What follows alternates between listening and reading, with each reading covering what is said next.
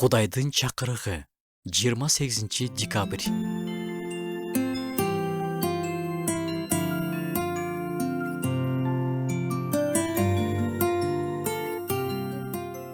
Жер жана анда болгон бардык нерселер, аалам жана анда жашагандардын бардыгы Теңирдики. Ушул сөздөрү менен жазуу бардыгын ордуна коюштуруп койгон. Кудай жаратуучу жана бардыгынын ээси. Ал эми адам анын жаратылганы. Адамга бардыгынын борбору болуп турган жагат. Ал каалоону күчөтүп, сен өз жашооңдун кожоюнусуң, бардыгын сен чечесиң деген ураандар модага айланды. Ыйык жазуу болсо, бардыгынын кожоюну Кудай дейт.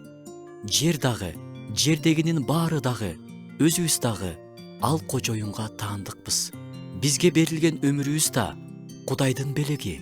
Ушул чындыкты моюнга алуу жашоого болгон көз карашты толугу менен өзгөртөт.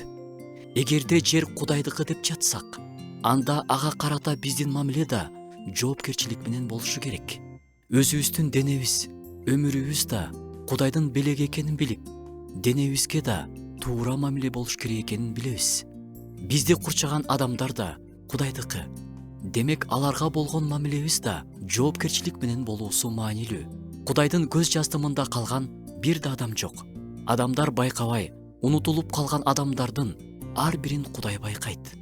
Байкамак турсун, атынан билет, аларды баалайт. Анткени аларды Кудай өзү жараткан. Аларды баалайт, сүйөт. Биз баарыбыз Кудайдыкыбыз. Анын колунда болуу абдан сонун. Ишенимдүү колдор бизди колдоп жүрөт.